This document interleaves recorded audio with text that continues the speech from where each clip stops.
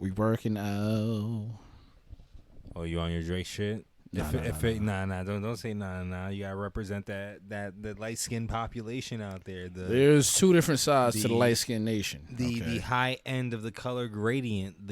I'm fine with being on low end. The cocoa butter masses. You know what I'm saying? Well, cocoa butter is more of the dark skinned masses, but I still partake. But exactly. That's why I mentioned. Listen, man. You know what I'm saying the light skinned nation knows what it is, man. You know, we. You know what I'm saying? They want to say our claim to fame was in the 80s, but we've always been around. Nah, you always come back. You always have these resurgences, you know. There's always like a member of the delegation like Drake, you know, who rises up from the he's throng of the light skinnedness and he's takes over. Once again, he's of the questionable nature. Like the DeBarge family, like even them, but like still. Grant Hill. Like, listen. Well, first of all, there's a lot of light skin propaganda out there. Like, I don't know. Light skin poses. I'm having some trouble. I'm grasping a little bit here, honestly. Some of y'all niggas ain't light skin, but y'all claim to be light skin. But you know, this ain't that discussion, man. Well, since you're speaking for the melanated masses, let them know who you are. Well, I happen to be the bandit that's light skin. I know that. Well, yeah. I hope they would know that by now. Hey, listen. Once again, we still working on our sexy voices. In addition to the light-skinned thievery sitting to my left, to his left, we have once again the man of the hour, the dad of the year, Brother Scrams, son. Yes, Bobby Scrams, to be exact. That is live and direct in the flesh, and I'm happy to be in here in the presence of you gentlemen tonight. You know what I mean? I've been absent for a few, but I'm back. You know, I look forward to sharing the knowledge with the community.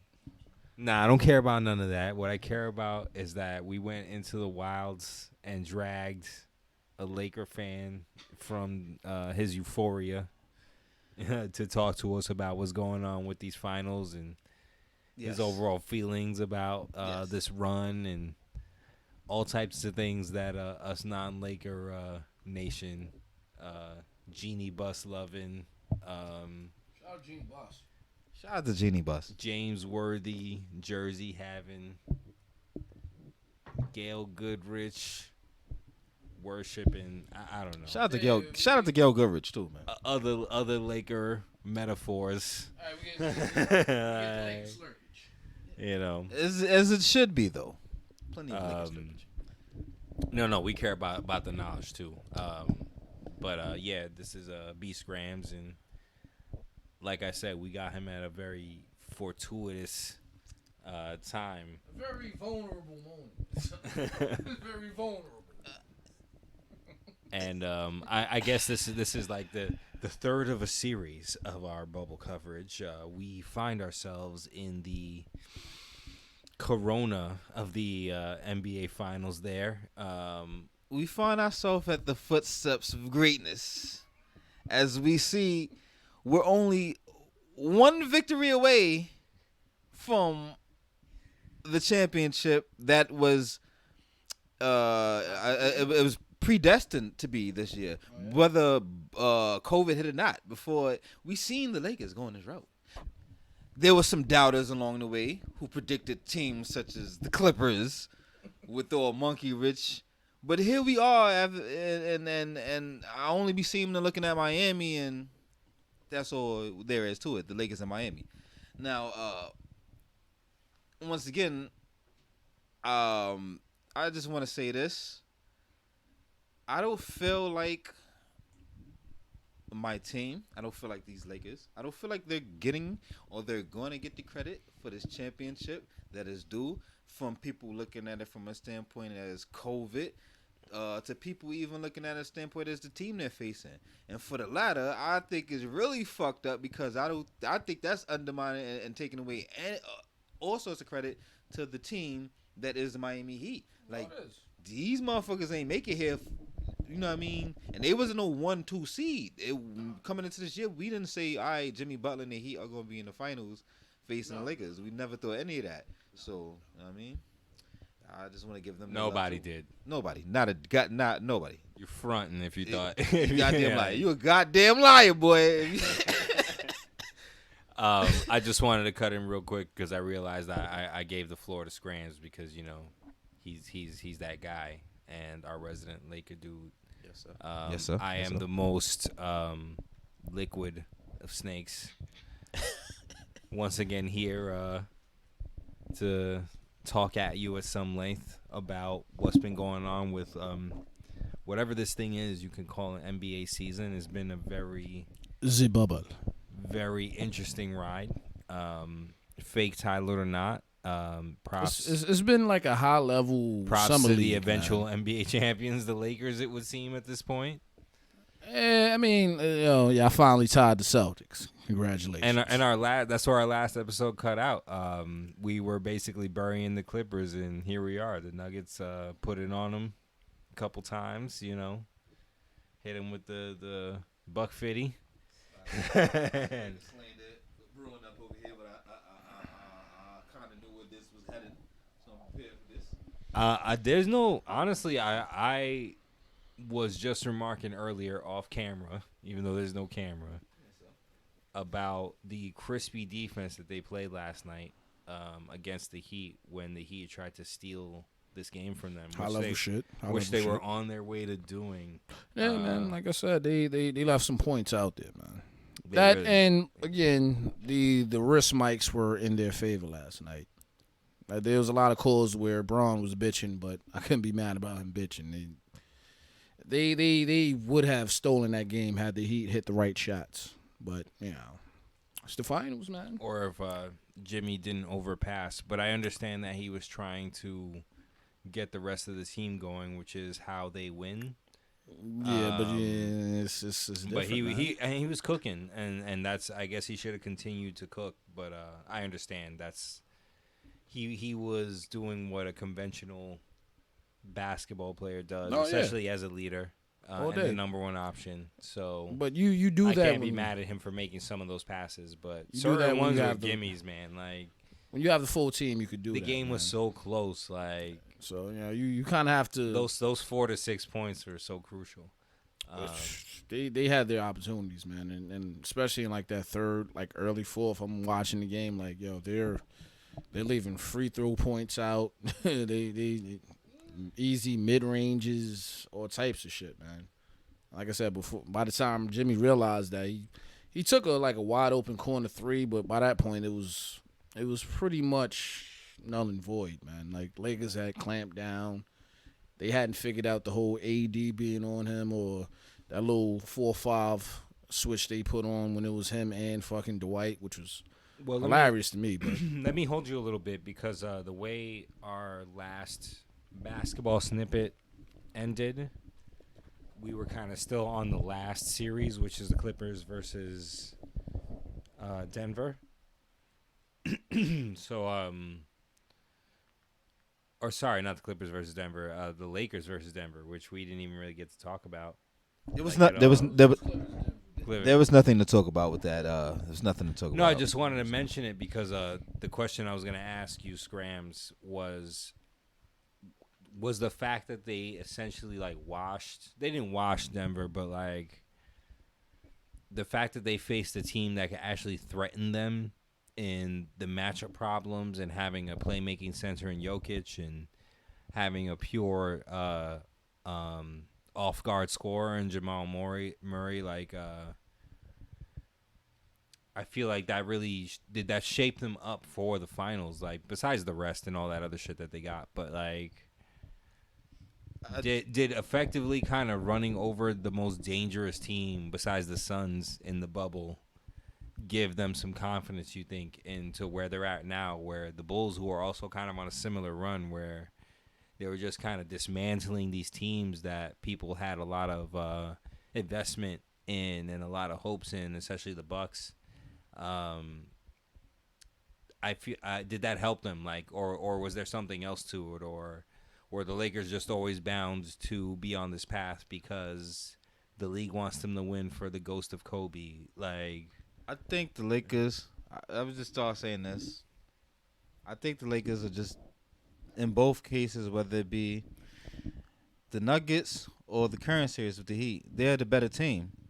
They are the better team. It's just that these teams overachieve so tremendously that we expect sometimes a little more of them. And we should just, I'm not saying be content, but give kudos and props. They're even in this position. And I think them taking on the Nuggets also mentally prepared them to deal with a team of that same caliber, in the sense that you do not sleep on these teams, because this team is dangerous. Sleep if you want, and you can find yourself where the Clippers at. So the same mind state that you came with the Nuggets, and those slack, because Jokic and Murray will light you up and you'll be looking at L's.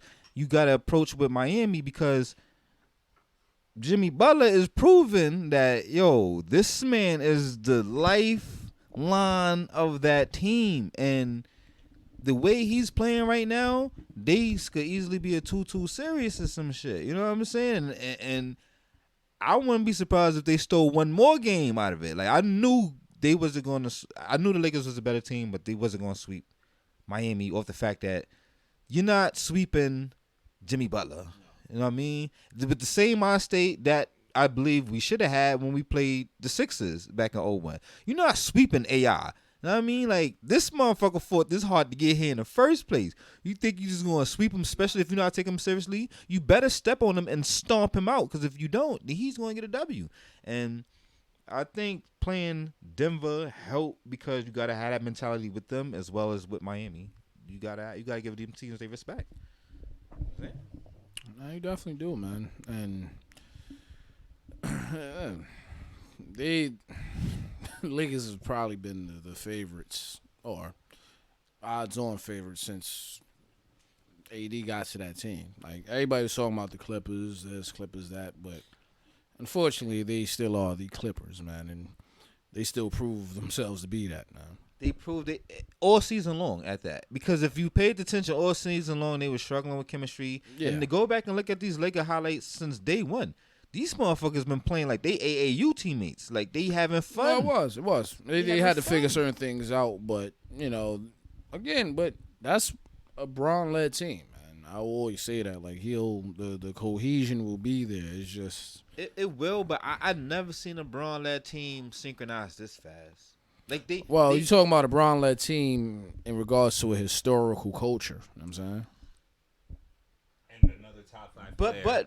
But the same goes with Miami, because when he went to Miami, we knew what they was about. But the Heat ain't the Lakers, though. No, they not. They not. But they not far down there. They don't have enough under their belt to be considered that. That worked because his best friend was there too.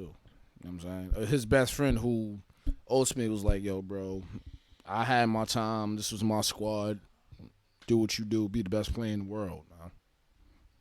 And now with the Lakers, I mean, for me, Bron should have not done what he done, but I get it. When you get to a certain point, you don't want to deal with youngins, and you don't want to deal with individuals that haven't been in those situations, but they should have kept one or two of those youngins that they let go to New Orleans, man. He would have ruined them, because if you look at, like, even what I shared to y'all in the group, what Rondo was saying, and their energy and their play came and went with his. It came and went with his interaction with them. You know what I mean? So Ingram misses a shot, and Braun is over there and just flailing his arms, and he's looking annoyed, and he's rolling his eyes. Then Ingram is not as productive as now. He's playing in New Orleans, and he has his confidence up. He'll have that on his conscience of learning. You could have still kept Josh Hart, who was a much more mature. Those are the best player of that whole package. I'm pretty sure they fought. Because Brandon Ingram, he's one and done. There's a couple dudes that was one and done. Josh Hart stayed at Villanova for 3 years. So he came into the league not as a grown man, but as a mature player. Yeah, which is, boy, come on, my nigga. The Heat had Norris Cole, son. I think Josh Hart would have been more serviceable than a player like Kyle Kuzma right now, because of his experience and because of this stuff. I think he would have been serviceable. Yeah. But I think in the long run, they was looking at upside, and it looks like Kuz and Ingram has more upside. You got Rondo and Josh Hart right now instead of Rondo and Kuzma. Yeah.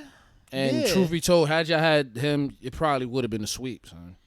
We could have had Josh Hart. Or shit. I mean, look. Again, I'm saying that because y'all came in not fully tooled, but if y'all would have had Avery Bradley, it probably would have been a sweep right now, son. Truth be told. Yeah, that's truth be told. Truth be told, I really wish we had Avery Bradley. We still obviously did our thing without him, but you know what I mean? That's with him, it would like y'all probably would have done, as you said, what the Lakers did in 01, which would have almost went 16-0. Almost. Because I think, if he plays somebody like who we sub out that rotation, Caruso, I think got a little more. He got more burn now that Avery Bradley sat out. So yeah. Yeah, because they weren't gonna play Dion and Jr. They haven't been. Those were just security pieces in case. Boy, Dion is still wearing jeans. Yeah, they know what it is, boy. They're not there for none of that. They there to get that ring, boy. Nah, boy, I told you, if once Dion gets that ring, son, him and Meek is dropping that mixtape, son. Yeah. You can't look out for that. New Year's 2021. Yeah. I mean, so yeah, it's a fantastic and nuanced answer there. Mm-hmm. Compared to all the takes I was hearing about saying that the Bulls are going to get swept, that I was hearing from a couple folks that I know. I always think of Jimmy Butler and the Bulls forever. I mean, that's where it all started. I remember when he was looked at as nothing but a defensive stalwart for the Bulls, and then it became like he's the best player on the Bulls. You know what I mean? that was part of the fucking. That was part of the playoff Rondo resurgence. It was after the failed D Wade Rondo. No, was that same year. Oh yeah. Yeah. 16? I believe so. Who they play? He was playing the Celtics and he got injured. Yeah. He was doing his thing. He was the reason they about to. Yeah. Celtics ain't have nothing. I'm trying to think of more Lakers-centric questions. I said, I feel like an episode or two ago, I said that AD would have to take over in terms of, especially the later phases of the postseason, for the Lakers to win this chip. He's doing that more or less. You know, he could be destroying more, but he's more or less doing it. Like they can't really stop him, honestly. Like especially when he stops himself. When they go to the baseline, like, and he comes up from behind the baseline and catches the passes inside, and it's free, whatever, you know, like, and he's running into the paint and scooping rebounds and hitting these threes here and there, like, but not taking too many. Yeah, like is he the reason they win this series? Because a lot of people, you know, slurping Bron as usual, but you know, I'm a little spoiled at this point by seeing what Bron does and what he can do. He's exactly the reason why, and I'll tell you why. If you look at Jimmy Butler's and Bron's finals numbers, they're identical. Shit, Butler averages more assists than Bron right now. He's averaging 10. They're identical. Butler doesn't have a second person. Like, AD is not playing aggressive, but if you look at his numbers, his stats, when he shoot, he's very efficient right now for no reason. This nigga is shooting about 50% from the 3-point line, at least over 60% from the field, and I believe for the finals 100% from the free throw line. Like, he's pitting on when they go to him, and he's the difference because the Heat don't have nobody they can consistently rely on as a second option to Jimmy Butler. Jimmy's really not a number one. He's not. He's the engine, but he's not a number one. He's not exactly. He's the engine. He's not number one, but he's throwing a terrific like charade. He's fronting and he is pulling off, faking it till you make it, and he did it. He's giving you, come on now, 40, 11, 10, what he had, something like that. Jimmy Butler giving you 40, 11, and 10. Let that sink in. Think about Jimmy Butler next to D Rose. If you looked at Jimmy Butler with the short haircut, fade, Caesar, and you said this man is going to give me 40, 11, and 10 in the NBA Final Series against a LeBron James team. The hipster beard, son. With the Django mustache. Weird porno, man. Son, nobody saw this coming. So it was like, oh my God, this nigga is like, his stock, everything we heard about him prior to this is like, oh, he proved all that shit was wrong. All that shit was them issues.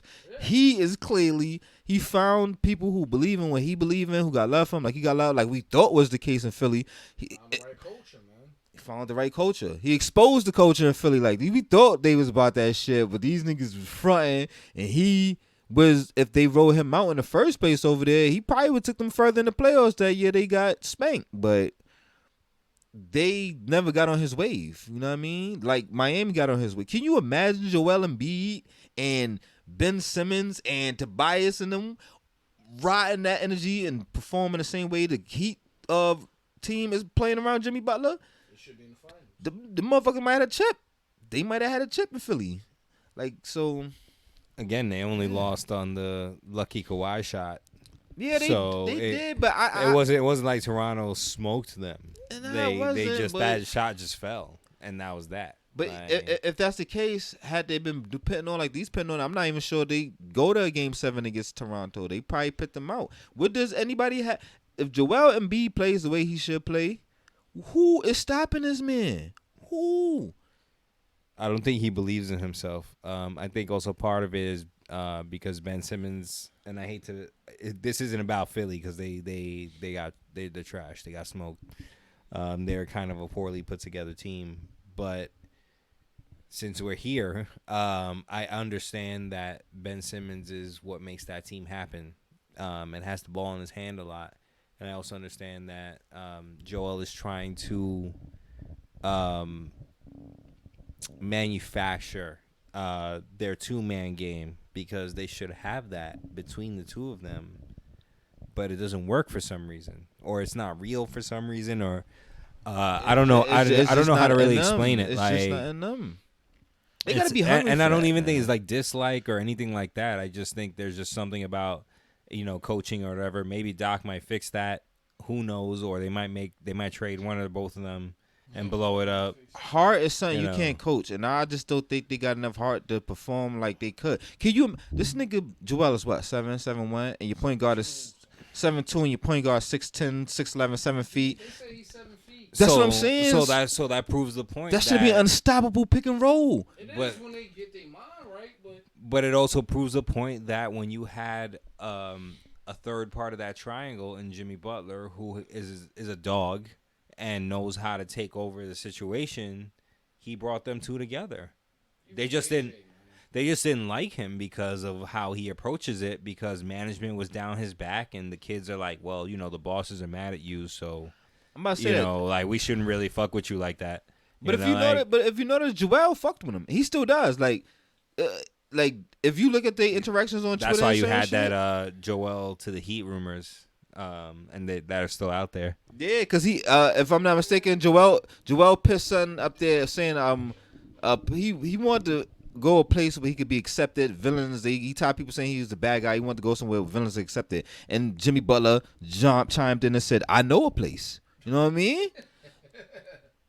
Jimmy Butler opened that door, and you know what I mean. Joel didn't exactly dispel the notion of a possibility to that. And from what I see back and forth, they got some kind of man crush thing going on, where it seems like out of everything in Philly, maybe the bond between Jimmy and Joel is something that could bring them together as teammates again.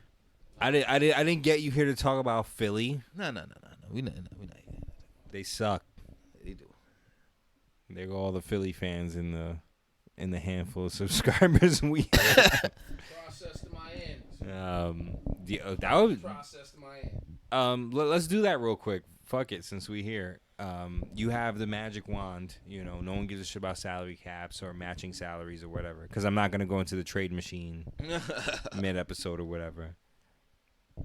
How do you make that deal happen where you get Joel Embiid in Miami? Because what I've heard more than anything is if you trade him, that opens up Ben Simmons depending on what offense you decide to run now that he has kind of the ability to run all over the court, which seems to be, I guess, the answer. It sounds I like don't. it sounds like if they trade Embiid, obviously they're gonna slide Al Horford back over the center, slide Tobias over the power forward, then we see who fills in the rest. Who do you take for Embiid though? Do you do a 1-for-1? Do you? Oh, it's not gonna be 1-for-1. You know you're gonna have to give up Bam and somebody else. Now they're gonna ask for Bam. They gonna ask for Bam. And if you're a team that wants, yeah. Well, that's why I said the magic wand, because we're not gonna get into the murkiness of what they're gonna give up and what they're gonna do and what they're not gonna do. I think they would. I mean, I only feel like they would because it's not often that. Well, we see Philly trying it now. A lot of teams ain't really paying up the big men like they used to. So I don't see them picking 2 big men and slotting Bam to power for it. I just don't. You know what I mean? I see them putting Bede at the 5 and then surrounding the rest of the team with shooters and stuff like that, like most of these teams are doing. Yeah, but the reason why Bam works is because they don't do that specifically. No, they don't. He just does all that mid range and like under the rim work, which Joel is very good at, but hadn't been on a team that has the shooters or the playmaking. Like, yeah, that's what I'm saying though. But I'm saying if the Heat paid attention, not funny, even in the final series. Your man, I think Stephen A. brought it up. I'm not going to go to the extent he said like they're a better team, but I think they should explore the options to pin more shooters.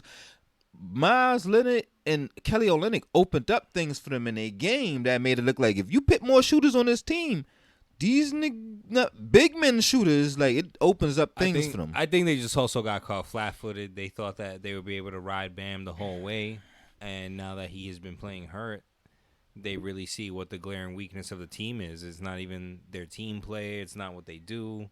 They have an identity. Like, they know they know how to win games. You have a fucking leader or multiple leaders behind them. The biggest problem against the Lakers right now is what Joel would bring, size.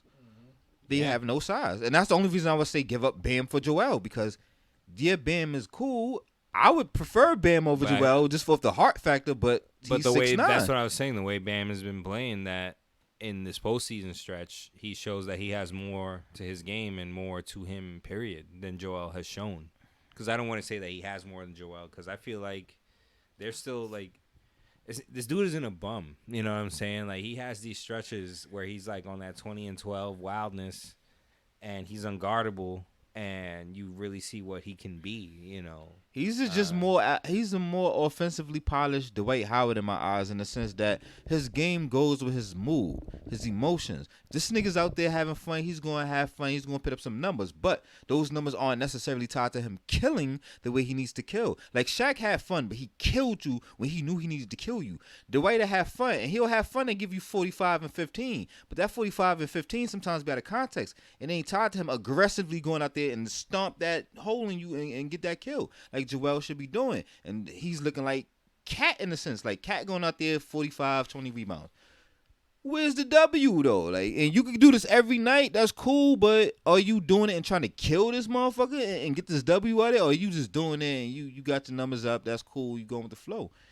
And the reason I would pick Bam over Joel is because I feel like Bam has more that in him. I feel like he got more heart in him, and he's going to go after certain things he should go after on that court than Joel. In certain instances, it's just like, I don't, to lose like that shot to the to Kawhi and them, like you said, that was some lucky shit. I don't see myself as a 7-2 motherfucker sitting there crying. I see myself in the gym dunking all night, religiously. I'm all night. Next season, I'm going to make sure every time I play them, I'm circling them. Whoever they been, man, you getting this work. I don't care if you wasn't on the roster and you was a part of what happened. You getting this work. You in that uniform now, you getting this work. And Joel just doesn't have that.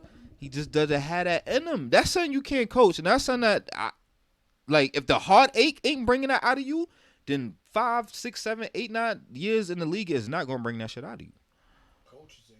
Coaches ain't gonna bring that out of you. Well, I don't agree with that, because sometimes systems are magical for certain players. The system is not you though. You're just a product. The system help. Well, you know, and I don't want to like table this, but like I guess we'll just wait to see what Doc brings. Again, it doesn't solve the problem of no shooters on the team. Doc doesn't. But like, Doc has no system that you can really pay attention to. Son. Yeah, the only reason I even mention that is because maybe this nigga will revere Doc enough to get his shit together, because they're going to trade one or both of them. They're gonna trade one of them. They're gonna trade one of them. Definitely one of them. Definitely Embiid. It sounds so like. if I'm him, I'm at least try to put on because then at least if they trade me, I have value, and I might go to a real team instead of some bum team. But I guess the real question was like out of that 2-team deal. Let's see, like, again, you can make that deal. Who you doing it for? To get Joel out there, which would be huge for them. If I'm Miami, yeah, you said Bam. Him. And I would Bam give Bam. I would give Bam a role player and maybe like a calm, protected draft pick. You know what? Fuck it. I'm gonna throw them just because I know they need shooting. I'm gonna throw them Bam, Duncan Robinson, and like a two second round picks. You're bugging, but that's some nice mercy that you have there. I'm saying no. I mean, that's not equal value. But to who? You're not going to get equal value. But I might as well get. I'm not gonna do the fucking 2-for-1 and a pick, 3-man for one. Protected. The only real piece I gave up was Bam. Duncan Robinson he's a shooter, but they come and go. But he's also a main piece on that offense. They come and go. Plug in a JJ Redick. He's just as effective in that system. You know what I mean? They come and go. You going to find more of him. Bam is who I'm worried about. Well, he has more upside because he's a young player. That's a fact, but you'll find other young shooters. Shit, Tyler might develop it to that with a little more swag. I don't know. You're going to find more of that. Bam is the piece that I'm like, I don't want to give up, but I understand in order to get something back. All right, you know what I mean? To play devil's advocate, are you going to make that deal knowing that Joel is injury prone and Bam is not? I wouldn't want to make that deal in the first place, but I mean, I wouldn't want to make that deal because, like I said, just was the fact that I prefer Bam over Joel. But you said he is the answer, at least for their current matchup in the finals. If he plays like his size, then yes. We're assuming that he is. Yes. Assuming that he'll play like he's. That's 17. why you're making the deal. Yeah. You know. I mean, naturally, everything is always ideal because obviously you could make that deal and this nigga snap his fucking leg in half in the first game because it's happened before. Oh, not even that. As we see in the Clippers case, like, you know. Not even that. As we see in the Clippers case, you make the deal and he just brings down the chemistry of the team. And you don't even just by being there. Yeah, just by being there. He ain't even got to play. Just being in the locker room, motherfuckers ain't feeling his vibe. So or not being there, as the case may be, because George missed a lot of games. Not being there too. And people get frustrated with you not being there after a while. So especially if you're a top 10 player. Yes. Your light-skinnedness. Do you have any other things I'm not addressing about these finals? Because everything else we were talking about kind of falls away now that we're at the end of the bubble here. And what has been an interesting anomaly of an NBA season. I thought what was that, 2011 lockout, right? Mm-hmm. Was interesting, the 66-game joint. Yeah. But this has been something else. I personally wish they would keep doing this. I hope for a return to whatever semblance of normalcy that we can in here at the end of the world. But if shit is still kind of fucked up, I'm cool with another bubble because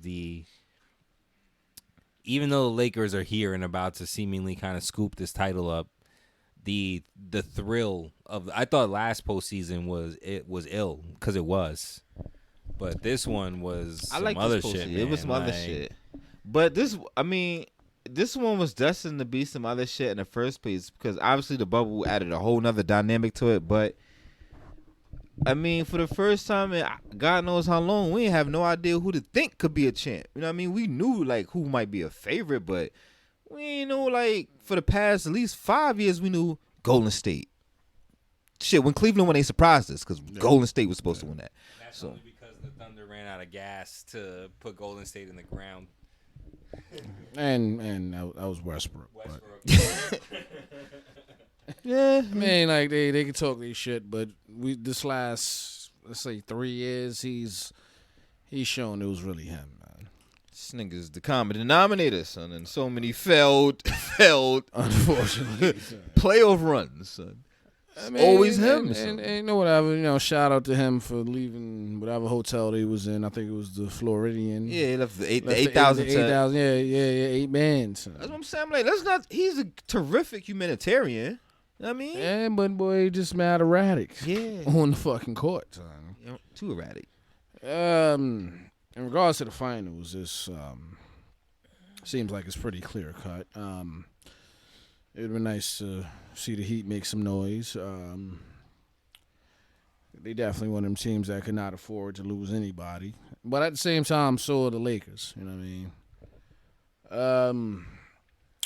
There's no real titty tingling in regards to this rendition of the finals. But at the same time, the fact that we have basketball, we have the finals, and it's about to be the second week of fucking October.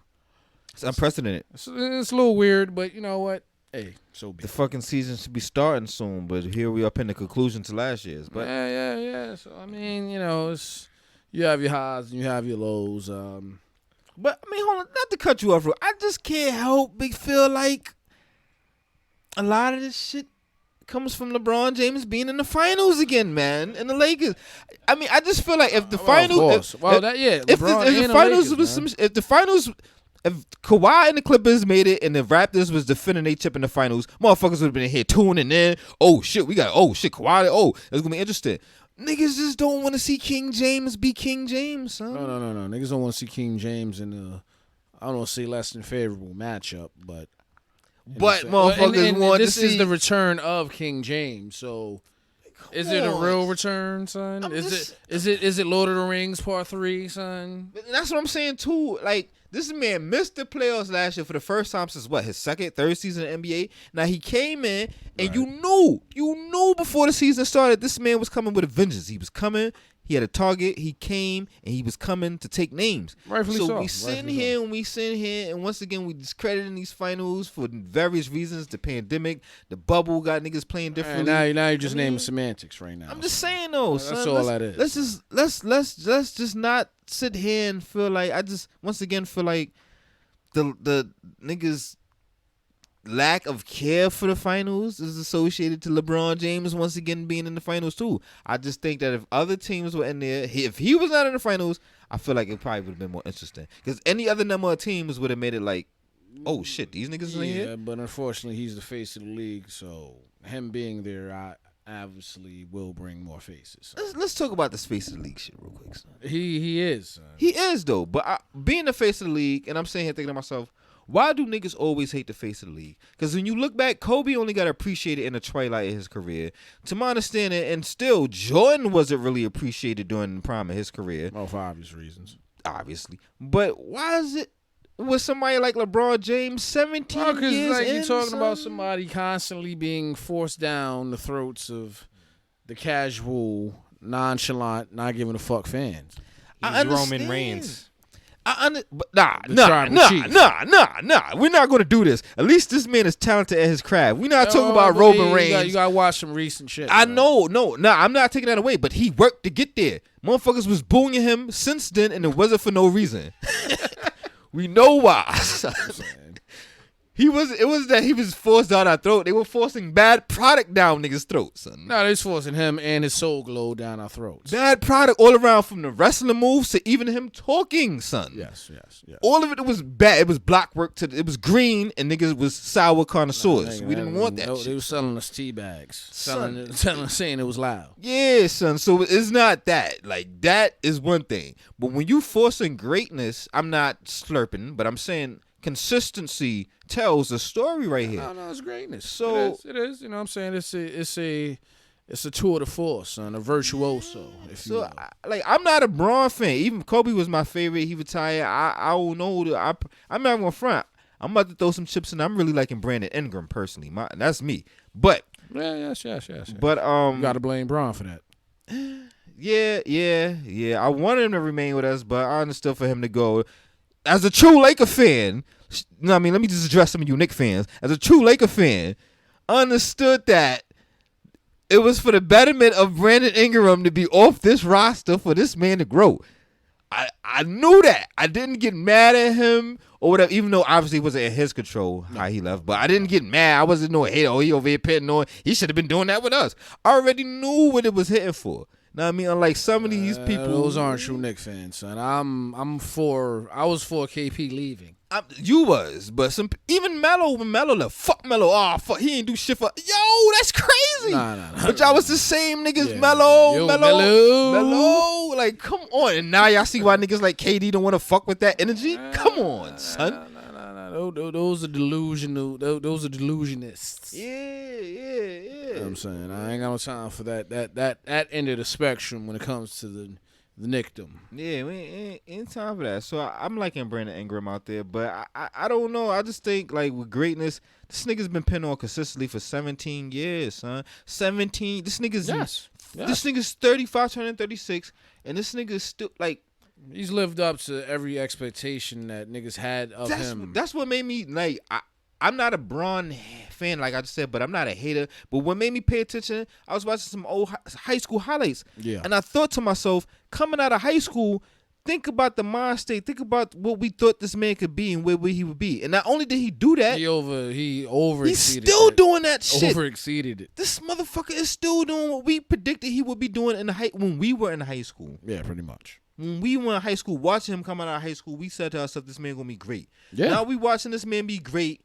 I got some people my age bracket whose kids is about to touch high school. So it's like, yo, you was in high school rooting for King James. Your son is now in high school, and he's looking at King James, whose high school son might soon be playing with him. And this shit is out of control, son. Well, at the same time, niggas thought that your man Bash was going to be the shit too, but nah, see, that's what fake ball fans lost me at too.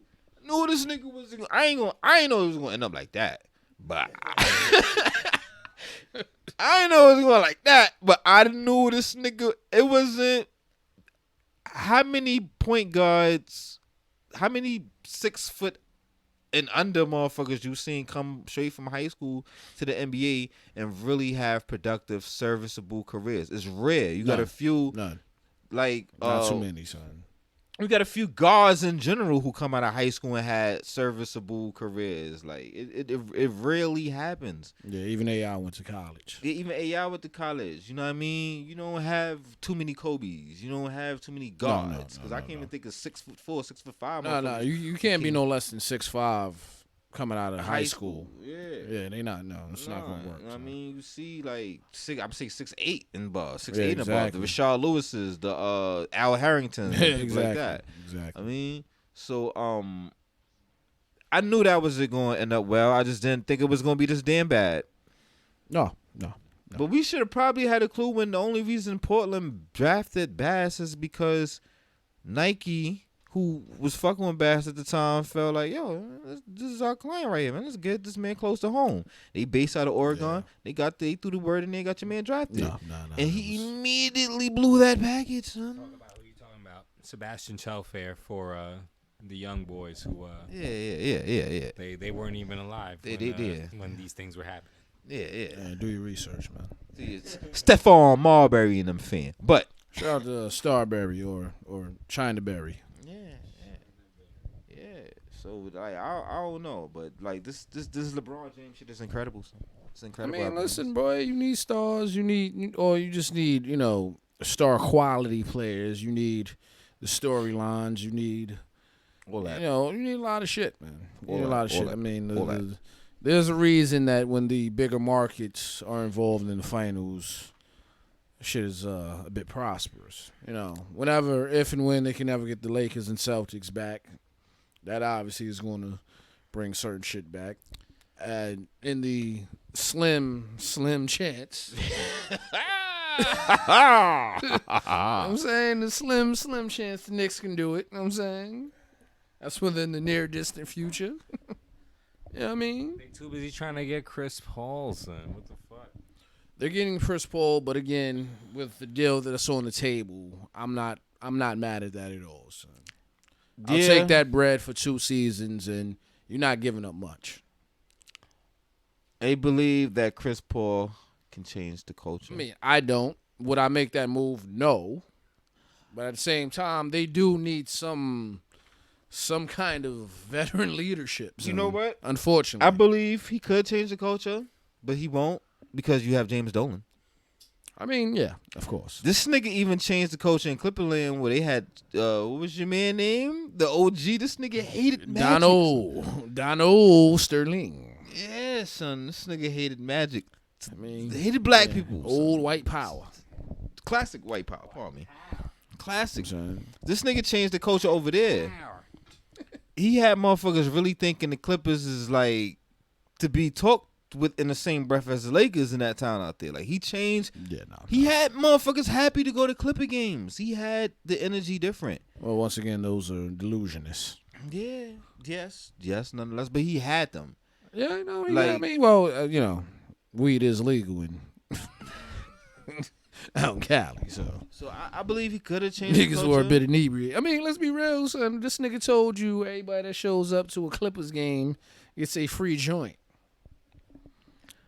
You gonna show up? Son. I'm bringing non-smokers with me, so I know they give their shit up. Oh yeah, exactly. Exactly. I'm saying it's only right. It's only right. So, more Laker shit. Who has been the more impactful player for the postseason, if not the finals? And you could do that too if you want. If you want to Bron. talk to Finals MVP, it's looking like Bron, personally. But I'm talking about like who's the best thing you didn't expect to show up, and why is it KCP? This nigga just gave you the answer to his own question. Honestly, On the real, it's Rondo though. Like, I was about to say that. I was just about to say that. I say as much as KCP is, he's erratic to me. He's just not as erratic as like a Westbrook or somebody like that. He don't got the shot volumes to be that erratic, but his shooting comes and goes. He's a streaky motherfucker too. But he's shooting over 50% though. Now he got a swag right. Now he is, but from three, like he's hitting them, son. He has it in him to get icy. He feels the confidence right now. Yeah, he has it. It's Dwight Howard. Yeah. He has it in him to get icy though. That's the I'm problem. gonna let you have an ode to Dwight Howard. Now you got to sing his praises. I definitely am not. Nah. You gotta like have whole bars about how this nigga's like I'm gonna just say 12 and 10. the key piece to the team. But we're gonna go to our Lakers correspondent and aficionado first though. And I guess it's Rondo because you said Rondo. Yeah. Hell yeah. I mean, he's another one to be looked at as some people were saying he was washed. He was on the verge of being washed. Some people would look at him and like he was another cancer to numerous locker rooms and just settings in general. A lot of people looking at him like his very best days behind him. True. Just be real. That's not a lie. It is. Honestly, that's also It is. bullshit because again, as we've talked to, I guess many times recently, I guess we secretly like this Pelicans team that will never be, which was Rondo, Drew Holiday, and AD, and Rondo was with Boogie. And Rondo was doing what Rondo does, man, and he's one of the craftiest players in the league. I don't know why people often forget that. And I get that, it's been up and down, and he hasn't been championship Rondo, but you want to see that dude in the postseason, especially defensively, much less playmaking-wise. My son Rondo, I love this nigga. This nigga always, Rondo used to be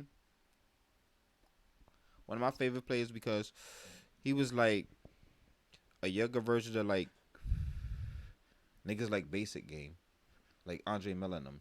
He's not going to cross you over to death, but you ain't stealing that ball from him. You know what I mean? His handle is exceptional. His ball making, his that was right. Ball making. His playmaking is like his gift and his curse because he gets so ahead of himself sometimes. It's like you think you know what's best, Rondo, but chill. And I got him in trouble in certain situations. I like what he had is in LA, but he can mix that knowledge with being a teacher to obviously some of the few younger pieces that's left, and still obviously to veterans like Bron. Like Bron needed that, from my understanding. Yeah, he needed that person to tell him like, yo, Bron, I know you doing this, but yo, the way you interacting with these young people, they look up to you, Bron. Like I think you need to. I mean, like people talked about Jordan and Kobe, but these motherfuckers were straight at your face. They let you know. Nobody wants to be with a person who will smile in my face, but then he'll roll his eyes at me. You smile in my face, but he'll throw shots at me on Twitter and then act like he never. That's Braun. And nigga, I don't know niggas. That's probably his biggest flaw as a teammate, that he doesn't push up and be as stern and straightforward with his teammates as he needs to be. Shit is going good, but when shit's going bad, Yeah, like he ain't the one to rally the troops. yeah, he's not rallying them like Mike and them say what you want, but like he showed and said, and it got results. He got results. His teammates said that. Motherfuckers, he was in the ass a day. I know he had, what was son name? Scott Williams. What was son name? That he was Scott Burrell. Yeah. Just like, I know if you was one of these men's and out of context, you see how Mike was talking to him, you be like, you know what I mean? It's crazy. Yeah, but what happened? Got that ring. Motherfuckers fuck with Mike to this day. And that paycheck, they fuck with Mike to this day. Like, they have Steve Kerr got punched in his fucking face. Like, and still got nothing but Mike respect. Mike ain't fuck with him after that. Nope. Ain't fuck with him after that. Nope. And you know Mike, like, he's one of the few people that he talks about with like some level of like respect. Yeah. Steve Kerr. And, like, yeah. Steve Kerr, exactly. Because he knew he could depend on Steve Kerr. This ain't no punk. He ain't back down to me. I punched him in his face. Like, he knew. Yeah. That's what I'm saying. Yeah. So he got that. Like, and LeBron ain't, you know what I mean? So. All right. So, I mean, those are good answers. Like, Rondo is kind of the team MVP, especially ever since he came back because they needed him. And Bron is so far the Finals MVP because he really is balling out. I can't. He's doing what it's for the culture. He is, but Bron is the stats MVP because he's just doing what I've been begging for him to do, which is just penetrate, use that fucking tank body to get into the paint and play make against a team that cannot possibly guard you. Especially when your man's alongside you they can't guard him either. He is wearing down a little bit. You can see that shit. Well, that's why, again, AD should be putting on. That's why I mentioned AD earlier in the way that I did because, you know, I know it's a lot. I know the finals are intense. I know this is his first finals. I know a lot of things. I know he's still youngish. There's a lot of factors. But, he's not that young. This is 8th year? Yeah, but it's still one thing to, you know, not have finally get there, like to where you should have been at this whole time. Or just being in the playoffs enough, man. Yeah. But especially that deep. That's what I'm saying. Prior to LA, he never made it out. The Pelicans never made it Western Conference Finals, right? Just out the first round. They made it out the first round, like one time? Playoff Rondo. Playoff Rondo and playoff Holiday. Yeah, playoff Holidays. Playoff Drew. So that's why I bring him up because honestly, to me, this dude should be killing him with like 32 and fucking 15 because they can't stop him. They can't. Like, there's just no one. Even if Bam was 100%, they can't stop him at all. And he will be the reason why they win this ring. Braun playmaking aside. Yeah, definitely. He puts the nail in. Yeah, you know, that's what I say. He's an X factor. You take him away, you give Jimmy Butler somebody like him. It's a dead even serious. Oh no, AD on the Heat. Yeah, like no, or you give if you give Jimmy Butler any player that's semi close to AD's caliber, like I think it's a way more competitive series. Like somebody. Well, that was Dragic. But then he got hurt, so no. I'm not. He ain't that. He ain't. Josh is been. I'm talking about. I'm talking about that dog that you know. This motherfucker. But he's that's not. But he could go out that's what I'm saying. Let's say an old LaMarcus, son. Yeah, I get what y'all saying, but what I'm saying, the only reason I bring up Goran is what his significance to the team was, which is he. No, he set the tone. Man. He set the tone. He sparks the runs. And he got these young boys, they open looks. Exactly that the shots that they need. He penetrates. He goes to the line. He scores because he doesn't just penetrate. Like he can actually create. And that's what opens up the Heat offense, and that's why Jimmy is mad effective because now you have this nigga lurking, the star player lurking because Goran is the piece I was talking about. Where I said if you take Bam away, and let him be the one I send out. If you pick Goran with that lineup they had with them shooters, it's dangerous. I would have been like, hold on now. But at least they still score more. They just lose their whole rebounding everything, but they're kind of getting They're getting horsed on the boards anyway. So I'm not even worried about that. But losing Bam does hurt them. Even this Bam that's playing right now, who's clearly like 70% or whatever the fuck he is not as effective. Like, even though that shows you how good he is, because at least he's out there. Yeah, but, he out there. I mean, it's just and the morale, because they seeing him out there, it helps the rest of the team out. No, it does. And like you said, you have that interior passer in there again. I would say him and Kendrick Nunn have been that, like, because like more Nunn. Because Nunn is like, all right, now I got to play these minutes because they don't have anybody else that they can put out there. They didn't play him at all during the Celtics series. Well, I agree with you. They should have been playing that man as good as he was. Maybe better off right now. As good as they were playing, he was playing all season. Because Gordon only started like 6 games all season. Yeah, he was their 6th man. He was their 6th man. Something happened in the playoffs. Whatever happened. I don't know if he caught the COVID. I think it was something like that too. No, he was out of the bubble. He came back and that fucked him up. Him and Derek Jones were out the bubble, so they lost 2 of their guys. And that by were the time really he in came the back, it was a rotation. chemistry there. He said, by the time, what's that? Because I read the article. He said by the time he came back, it was a chemistry there that they didn't want to change, so they just left it as is. Yeah, and I get it. I get it. Incorporate him back into that. And it's kind of working out, and he's working his way back into it. But this is it. Like, they got the dagger in these niggas' back, basically, right now. You had him cooking and Goran? It's just the Lakers. I mean, you know what it is? It's not so much as the size. Because even if you had, I think out of all the teams, maybe Denver had maybe the best chance at matching size-wise, Jokic, Plumlee, and shit like that. Honestly, the Bucks, if they would have made it. No, I'm talking about that they faced, that the Lakers faced. But it's not just that the Lakers got bigs. The Lakers bigs are dogs. Like, I could say, I slept on Dwight. I didn't think he put on like this, but nonetheless, I always knew he was a dog. JaVale, he will horse you.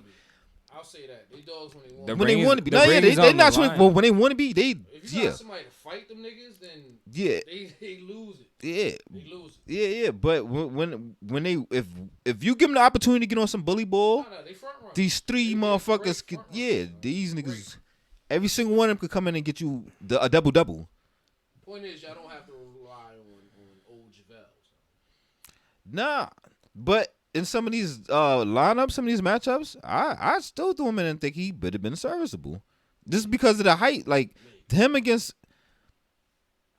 And that's only in situations where AD is, in foul trouble. I mean, if you could slide his feet more, I probably would have paid them on the Houston series a little more. I mean, if you could slide his feet more, I like his. Point is, about a year and a half ago, son, I tried to tell your ass that 12 and whatever Dwight is giving you, son. Not even 12. He's giving you like 8 and like 10. But like I told, no. Listen, son. AD does not want to play center, son. So he saves him from doing that. It's not that niggas didn't think that. Niggas fronting on Dwight. I get it.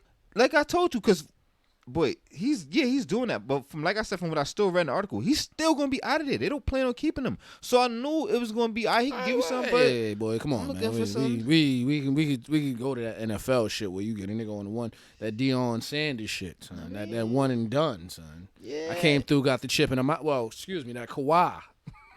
That one and done, boy. I came through, got the chip. Nah, after Kawhi, I'm out, baby. After Kawhi's future endeavors, that stunt he pulled, it got a little tainted. Like, you got your one and done, but you could have got more. You probably should have got more. Should have stayed your ass there at least and tried to get more than what you went and did. Especially after you said you were going to stay there. It'd be one thing if he never said that. Like, it'd be one thing, or if he said, I'm thinking about it, it's cool. Like, I might. This nigga had good times there. These niggas gave this nigga an all eats pass. This nigga had privileges to eat for free anywhere out there. This nigga had a whole country ready to be at his beck and call. I ain't never seen no shit like that. Maybe on the episode of the X-Men when Storm was supposed to be the leader and she ain't really want it, so she's like, nah, you keep it. Maybe that's it. I don't see nothing like this nigga had a whole country. Not a state, not a city, a country. Stone Cold in 98? Son, a country. The whole country, son. At your... Whatever you can kill a couple of niggas and they will. Also, they could have filled in the holes in the team that they had he stayed, because he's not expensive. Wasn't expensive. If he would have stayed, that means P. Jizzle would have been there and some assets would have been gone. So. At least Van Vliet. I don't think he would have. I'm not so sure. I don't think he would have forced PG over there on that I don't side. think so, because they didn't. If he was there.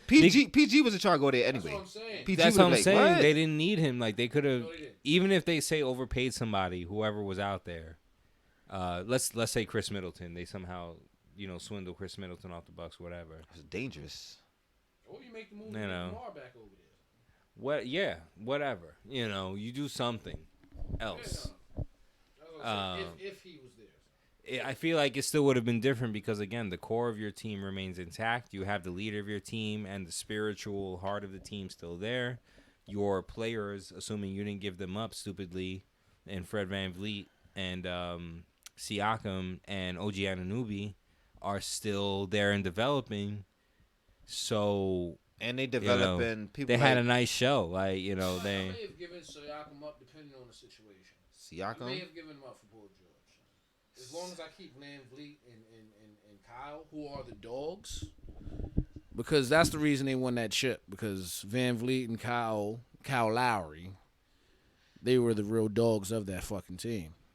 So I was happy with for Kyle Siakam, like he's still developing. I'm cool with that, but in that situation, P. Jizzle probably would have progressed because you would have had your leadership, you would have had the great coaching, you would have had the dogs, and you would have had a legit star for him to fall behind.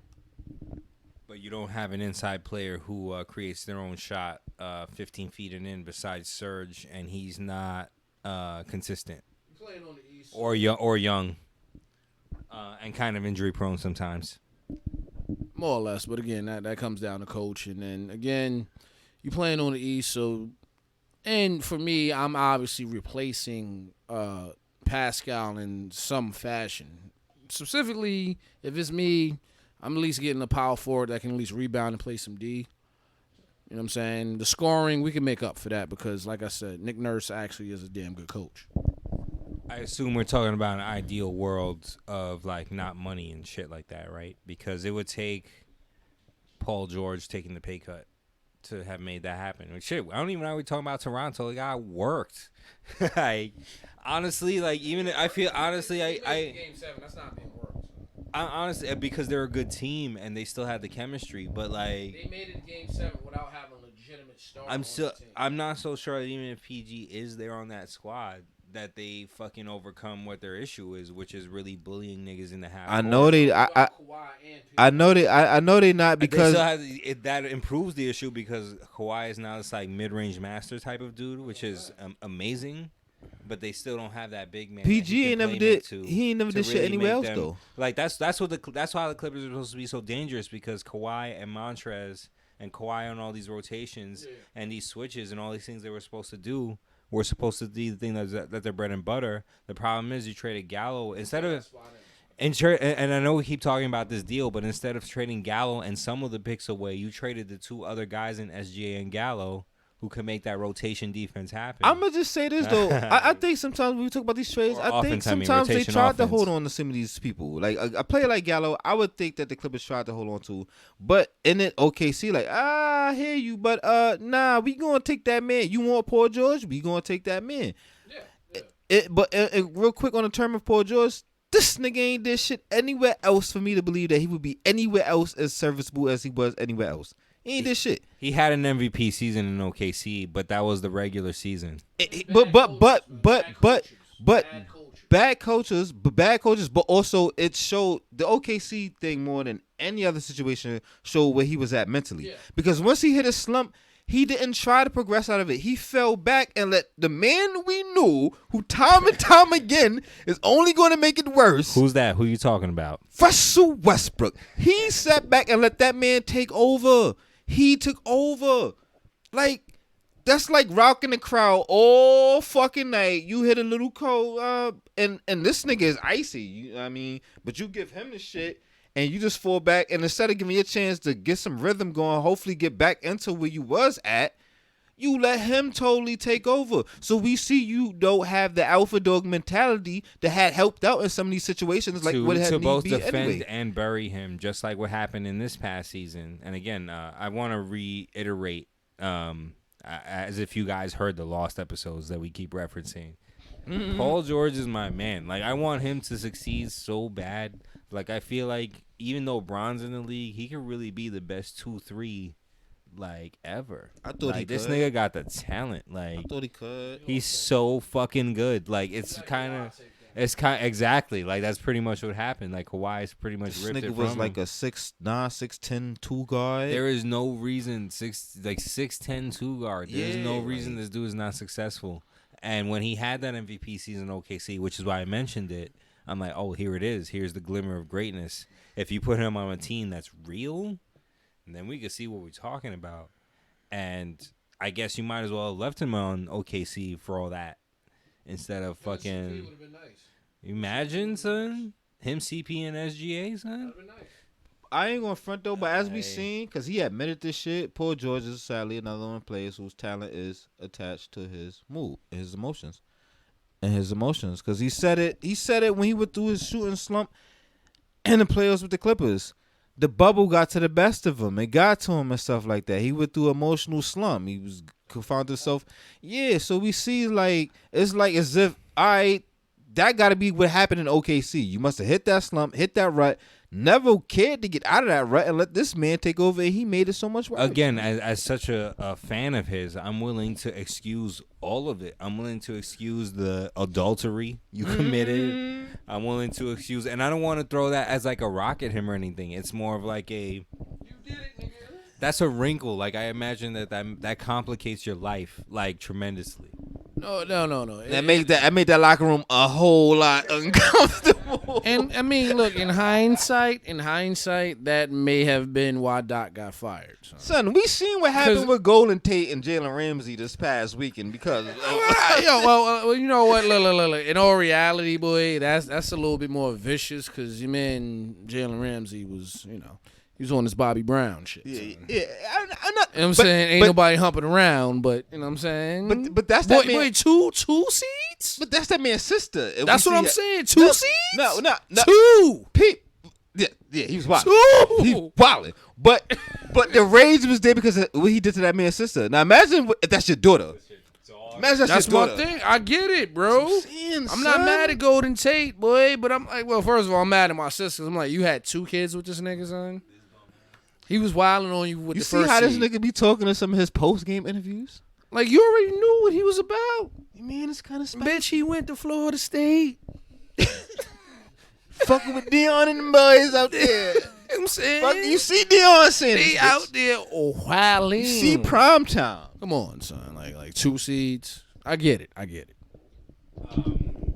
So yeah, like I want PG to succeed because there's just no way. I don't want him to end up like Danny Granger or people like that where they're phenomenally talented forwards who kind of fall by the wayside because of injuries and controversy and things like that. And like, and I don't want to, because I find that I say to myself and in these discussions and when we talk about this off camera, this dude doesn't have it mentally. This dude doesn't have it mentally. I've never been a professional athlete or a millionaire or any of these things or like. I've never been in a bubble. You know what I'm saying? Or been in a bubble or fucking had porn star like fucking wives. Like I imagine the weight of all of that and the trappings that come dealing with all of that is a lot on the mind. Shit, this dude, you want to talk about snapping legs in half? Like we mentioned earlier with Joel, this nigga snapped his leg in half. Like.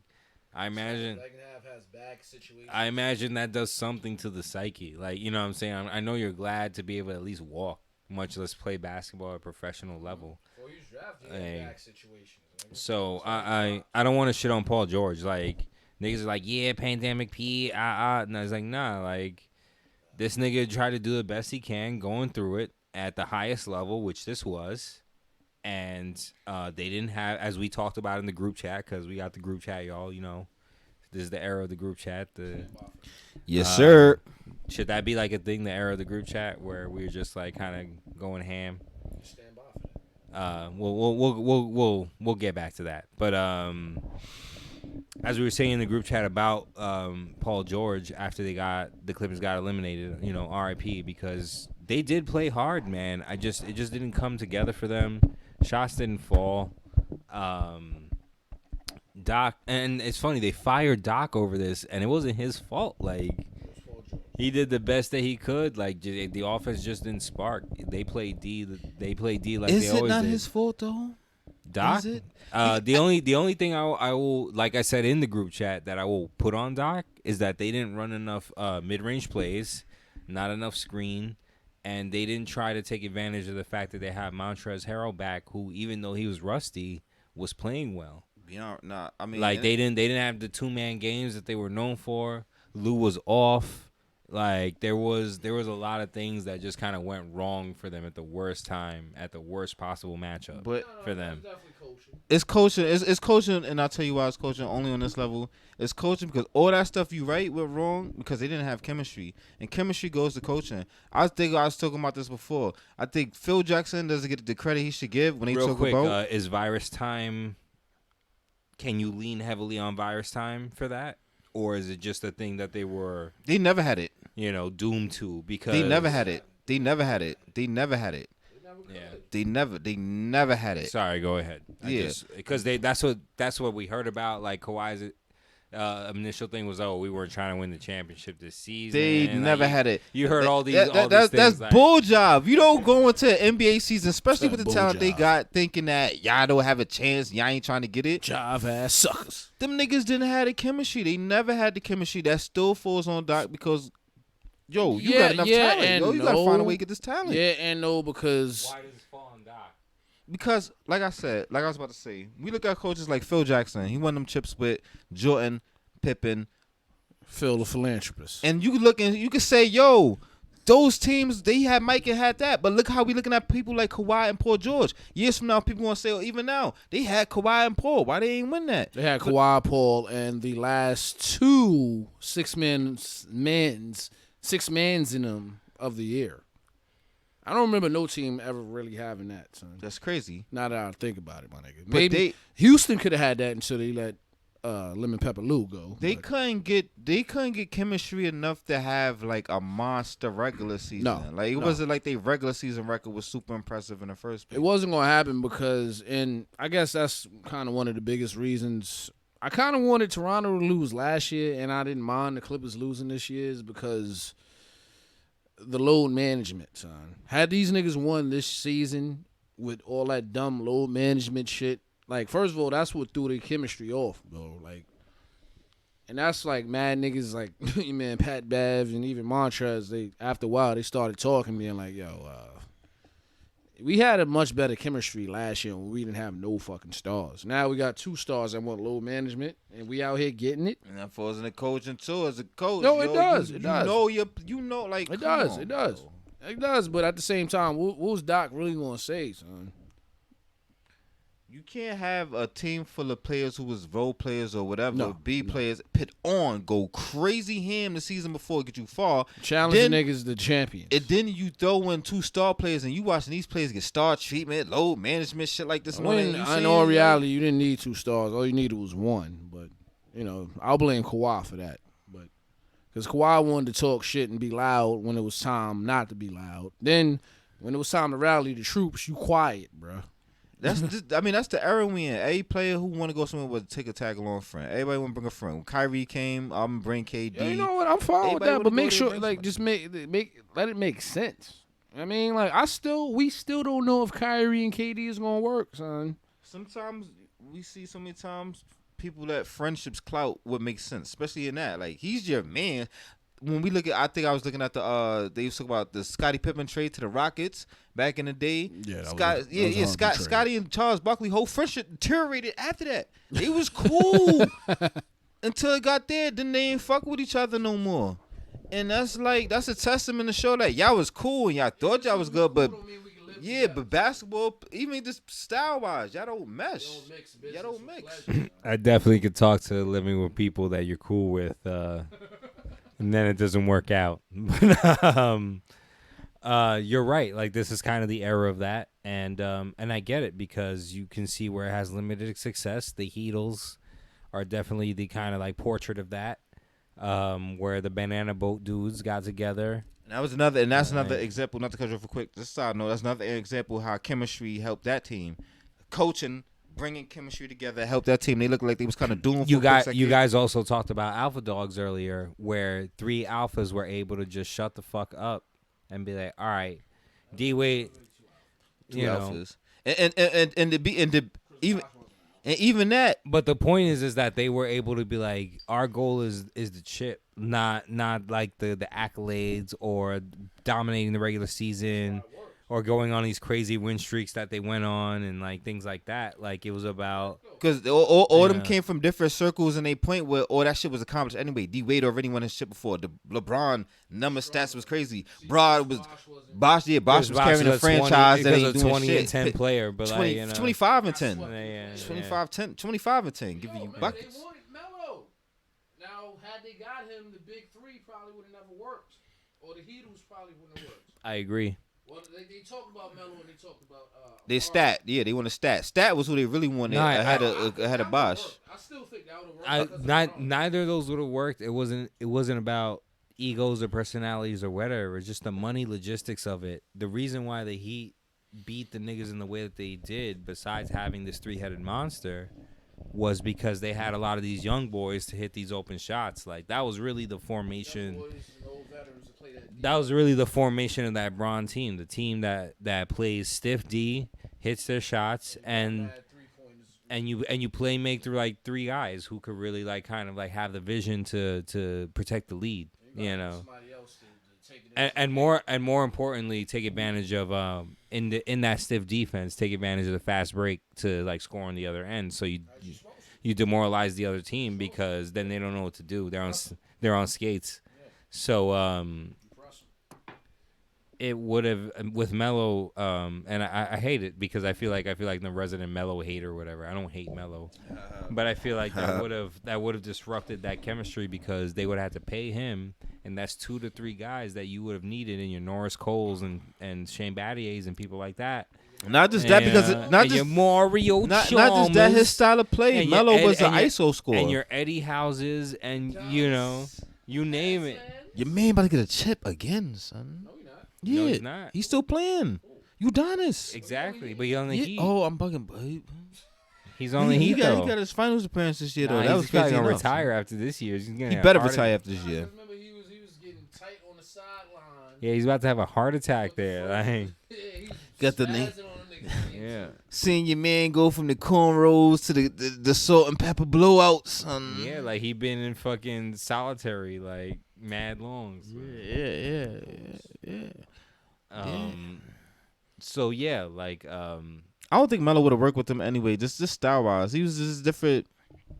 Bosh thrived because he was that third option that didn't need the ball and could spot up. He could hit some shots. He could hit that. I don't think at this Melo now, that Melo no, because he was the ISO scorer who needed that. Bosh he was a needed different that rock. type of player because he was like, I'm this good because I'm versatile. And so when, for example, they were doing, you talked about load management earlier. He was versatile. Melo wasn't versatile. Load management isn't bullshit. Like when they were resting D Wade and Bron when they're having ailments, like Bosh is carrying them niggas. Low management the way they're doing it now. No, Management has always been around. No, I understand what you're saying. I'm just saying that like that's where it really counted. Like people even criticized them back then for that because I understand you buy your ticket to see Melo, or sorry, not Melo. Because they doing you go to dumb ticket to shit see like, Melo or Bron and Wade, and they doing it at the wrong time. Like you can't be like the Heat. Prime time, or you can't be the Heat going to the net. Boy, if I'm a kid from Jersey at the time and I'm going to the Meadowlands to see LeBron play. I get it. Again, I get it. But the point was is that Chris was able to, because he didn't seem to be like the ego dude. He's like, what I want is a championship or multiple championships. And Melo clearly was the ego dude because this nigga got Jalen Chase out of there time. have been big threes, big twos, big fours brought together where some ego nigga can't get his shit together and he disrupts the chemistry of it. That could have. That's what I'm saying. Could have easily happened. But he was like, nah, like I know that if I just shut the fuck up and do what I'm supposed to do on this team, we will win. Yeah, and they did with him. Chris Bosh was never alpha, but Chris Bosh could have been one of the niggas who got souped up. He could have been souped up thinking that he was alpha. He went to Dallas or went to some other team. No, even if he just went to the Knicks. Just to disparage, just some other team. Let's say he went to some other mid of the road team.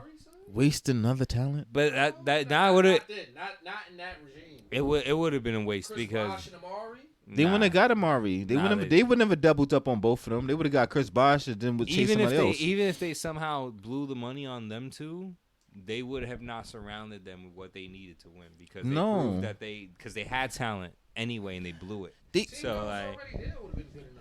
But you see how long that lasted. They don't do nothing with nothing. They gave that up because of Melo, and that's two different stories. They gave that up, Melo. The team that they built around with Melo, that shit didn't do nothing after that season. That was like 2-3 years later, and that was an old. But you see what it took to build but that proves his point that they were not in. It wasn't on Melo. Again, like you always say, I'm the Melo hater. It wasn't on him. That's on the office, and that's on this coaching staff, and that's on the regime of the office. The owners, son. You know why? Exactly, especially when they didn't have to. And this is an old argument. We don't have to talk about this. We talking about now. Fucking Heat versus Lakers in the finals. That's what's relevant. That's what matters. We could talk about the other teams later and the what if scenarios and all that. Like in days of yore, like old niggas. We're in a what if scenario right now. Yeah. Well, like what if the Heat came back, which is not happening? Well, that's actually bubble was a what if scenario. that's actually what I was gonna say. Because we're converging on 1.5 hours here because I feel like we're kind of running out of air beyond guessing and fantasy booking and wondering what the suspense is going to turn out to be. But because we're let's say the Heat come back. What happens if they push it to Game 7? What then? They lose. Why is that? If they was to miraculously push it to Game 7, oh my God! Do you know the stain that's going to be on LeBron James? Do you know the stain if that doesn't drive that man insane enough to kill whoever is in front of him to win that Game 7? Even still. Nothing will. Like I would never. It's two ends of the spectrum, bro. Because he's either going to be the GOAT for winning this, or he's going to be the GOAT for losing it.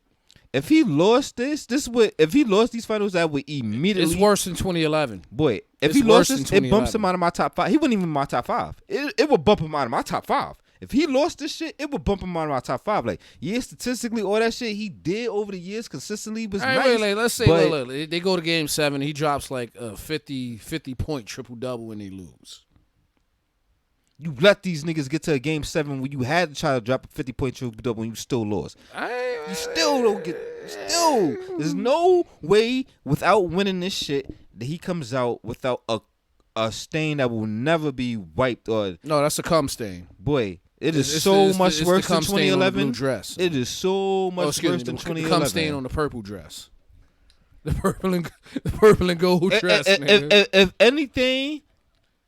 Jizz-O-Matic, son. I be looking at the losses LeBron James took over his career in the finals. 2011 is the only one we could be disappointed in with. In my idea, the other ones you pretty much played yourself not thinking that he was going to lose. Going against the Spurs the first time, you knew he was going to lose. Going against the Spurs again the second time, you was like, well, no, the Spurs are the best team in the league. Yeah, you knew he was going to lose again because the first time they beat the Spurs, I was like, you motherfuckers should have lost. They just lucked up. Yes. But when they lost to the Warriors, like you knew this shit is coming. Especially once they got KD. Like, oh, that's what these niggas did, huh? No, they secured the bag. It was solidified. Fatalities. Yeah. So the only losses that I'm blaming him for is the Dallas. So if he was to lose this one too, this would be worse. This one here will cement his legacy as I don't. Son, I can hear Stephen A's voice now. Son, the most boy. If he was to lose his finals, Skip Bayless will come in his fucking pajamas. Son. If this nigga loses a Game 7 to the Heat that they should have swept. I ain't gonna front. If he lost Game 7, that shit will single-handedly set Laker Nation back a few years too. You know how long it would take us to get over this shit? Does that mean you jump ship after that? Nah, I never jump ship. I'm still Pat's Nation. Y'all crazy. I never jump ship. Yeah, you wild out, boy. Pats is very infectious, my nigga. But I'm old school, baby. I'm loyal to the team. I don't chase players. boy, you can't be loyal. You can't be loyal to the Rona, son. You know what I'm saying? My man They about that life. Your man Bill Belichick has been keeping shit real under wraps. Son. But nah, I'm never leaving Laker Nation, my nigga. I mean Ryan Kelly, Jordan Hill, Sladva Medvedenko, Kwame Brown, Shannon Brown, Sasha Vujic, Smush Parker, Robert Sacre, Radmanovich, Vladimir Radmanovich. I've been here. Rasho on the stair. I'm not no 1-2 stepper. I've been here now. You ain't throw the right name out there though, son. Who that? We not gonna throw Kwame Brown out. I know. I was about to say. No, boy. Ramon Sessions. Oh, boy, Lamar Odom.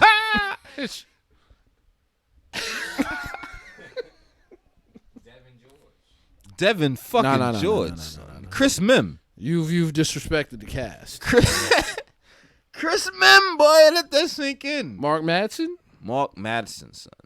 Okay. Did we have Greg Ostertag? I don't know. We had some niggas we was trying to slide in. The coach, Brother Lou. Ty Lue. We had Ruben Patterson at one point, I believe. Like, we was trying shit. Eldon Campbell.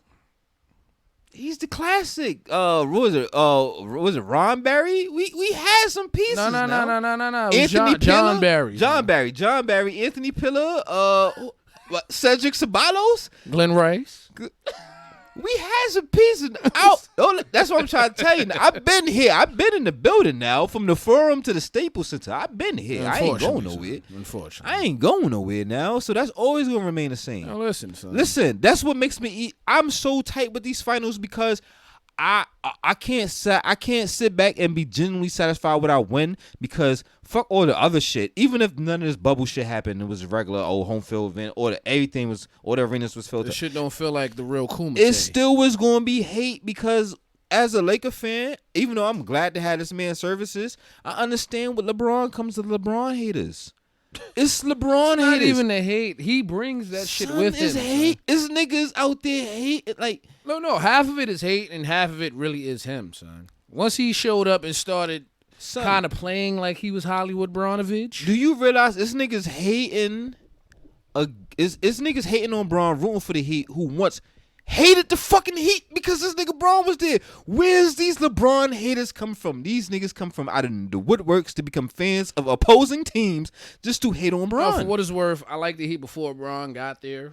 No, I know a few niggas who I like the Heat before he got there. I know a few niggas who like the Heat since Lonzo Mourning and them niggas. Nah, when D Wade was there, especially since D Wade, when it was him and Lamar Odom, son. I like that team. That was a classic team. I didn't like him after Bron, when Bron got there, and when D Wade came back, and obviously he was doing the thug dizzle. You know what I mean? But I'm not gonna say I'm a Bron hater, but I do enjoy seeing him lose, son. And that's just because of him, bro. And it's that mentality, people with that mentality, and I understand that. Who's going to cut? That directly comes at Laker Nation now, because his fate and our fate is unfortunately intertwined into one. He wins, we win. It is, but unfortunately, I do kind of want to see AD win the chip. And I don't know about JR getting his second chip, but Dwight deserves a chip.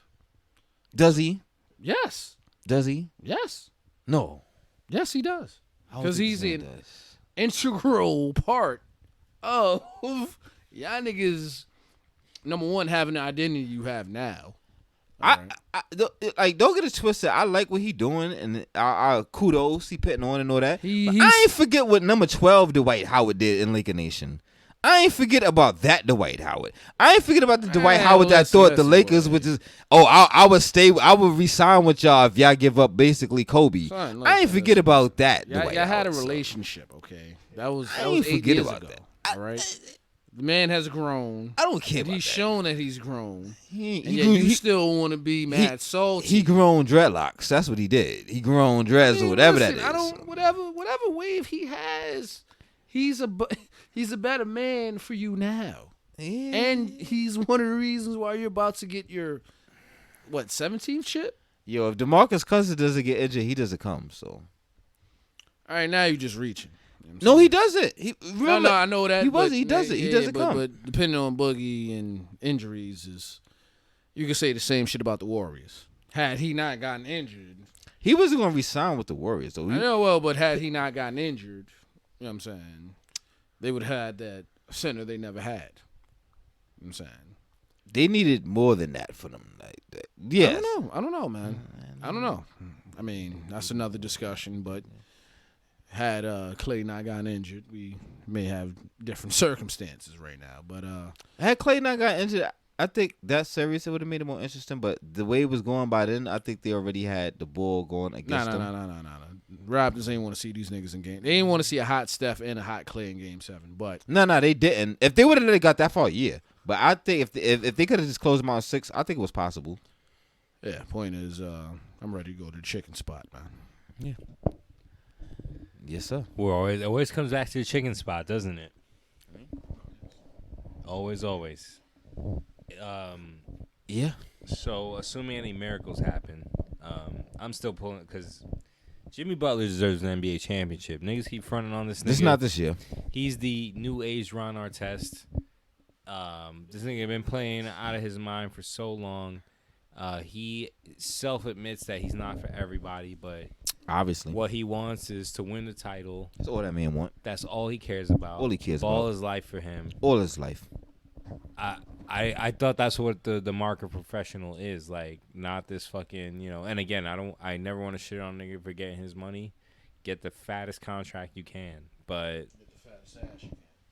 especially that. Preferably that. Fat asses come with fat contracts. Oh, that's a good one. Yes, sir. Yes, sir. They do. Is that a good title for the episode? Fat asses and contracts. Fat asses and fat contracts at the end of the world? Yes. Oh, I'm doing it. We doing it. I would love for him to pull a miracle. The way they've been playing shows you how rough a team they are because they're depleted and they're still holding their own against essentially the number 1 seed in the West most of the year. The worst kind of team you want to play in a series because they figure you out. And they don't have a dude over 6'11". problem. Well, besides Kelly Olynyk, I guess, but like Kelly and Myers. And Myers Leonard, but the point is they do most of their damage. Like give them when the right pieces, they will beat you. Much like 04 Pistons. Yeah. So Motivated teams, but heart scare me. Motivated teams that can think and think on the move. I guess the last question I have for you before we dip off for you, Scrams, is are you happy with this title? Are you like cool with it? Like, can you accept even though it has the asterisk, even though guys like me and the Lightskin Bandit and fans worldwide and whoever will say, "Oh, it's fixed" and this and that. That's why I'm not. I'm not saying. I'm just saying they will. I won't. But I'm just saying like. It can't be fixed because this is one of the hardest ships to have ever fucking be won. Yeah, But the casual fan ain't gonna look at it from that point of view. And it should, even the nerd fan like me who's looking at them, even though they played fantastic basketball. No, the basketball. Like the route, it still looks like they handed the shit to them on the silver platter. And again, you play the teams that are in front of you. You do what you got to do, and that's what it is. But it looks a little suspect to me. That's all. It isn't that they're not good enough. It isn't that they aren't capable. It isn't that. And again, you have 2 players who are a matchup nightmare against pretty much every team in the league. You better make the most of that. Like all I'm saying. Like I'm not gonna be content with us feeling in the finals this year because we've won it under unprecedented circumstances, and because of that, it's gonna be an asterisk there. No matter what, it's always gonna be. It's not gonna be respected the same way it should be. And being that it's the first championship we won since 2010, first championship we won since the passing of the Mamba. It's like it should mean more. The ship that he won. Yeah, it should mean more. You're not winning at the Staple or not even being at Staple. It take away. So it's like it doesn't hold the same. I'm happy we won. Yeah, of course. But won in unstable. Like they would have won in unstable, controlled but unimaginable situations in regards to the fucking finals, man, or just the playoffs, or what they called the NBA bubble / part 2 of the season, man. like them being in. Well, shit, because if I'm not mistaken, they were like everybody that's in the finals up until this point. They've been in the bubble for 100 and something days now. 3 months. Or damn near 100 something days. Yeah. They've been there since Since July. July. Early July. Son. Early July. Well, no, okay. I would say mid, like early to mid July. No, because the bubble season started July 30th. Yeah, it's at the end, but they was there like weeks before. They've been there, yeah, for like 3.5, 4 months. So, yeah, no, No, you can't. on some dumb shit. Yeah, but Yeah. either way, that in itself is something that you cannot prepare for. So for you to be in that environment, to have the cohesion and the team atmosphere and the team vibe, for you to go all the way to the finals and win it, that in itself should show, like, I guess, the style of leadership LeBron has. But at the same time, obviously Rondo, Dwight Howard, and other niggas, they've provided what he needs in regards to who he is and how his teams or the teams he has, because like this is a weird version of the teams that he has. You know what I'm saying? His team, like the Liquid one has said, is him being able to have Matt Gunners around him and him being the craziest fucking penetrator ever, son. Yeah. Him being that fucking the Akron Hammer, which he hasn't been for about 13 years, but either way, he's still LeBron James. And especially you talking about a brand new teammate who you have to lean on in AD, who you, truth be told, you've never played with. Not even on the fucking all-star team, son. Because y'all always are on different sides. I think the most they played with, and he didn't even get burned in because he was brand new, was the Olympic team. And Boy, AD that's when AD was a rookie. That's why I say he didn't get no burn. He didn't get no burn. No, he was just like on the Christian same Layton team, back but in. He was like Christian Layton in '92. Exactly. No burn. No burn. And even though he could have got burned, but he didn't. They didn't need him to. They get didn't burned, need him. Yeah, he was just there with it. That's a fact. Yeah, and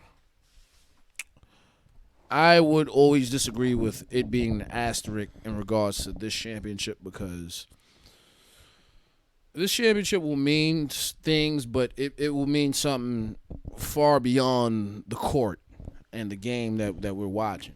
And like I said earlier, I enjoy watching LeBron lose, but there is nobody else that you will want to be the face of who the champion is this year than him. All right, because he's going to convey all the messages we need. He's going to convey the thought process of what's going on. So it's like, you know, and look, he deserves another ring. All right, he deserves more than 3 rings. It's interesting. English. It's interesting that you say that. I hadn't considered that as the face of the league, or one of the faces of the league, that his winning a ring gives him that platform to be able to talk to, social justice issues, Black Lives Matter, Breonna Taylor issue, whatever it is they allow him to talk about. I hope he uses that platform to do so. He has been thus far throughout the bubble, so credit to him for that. I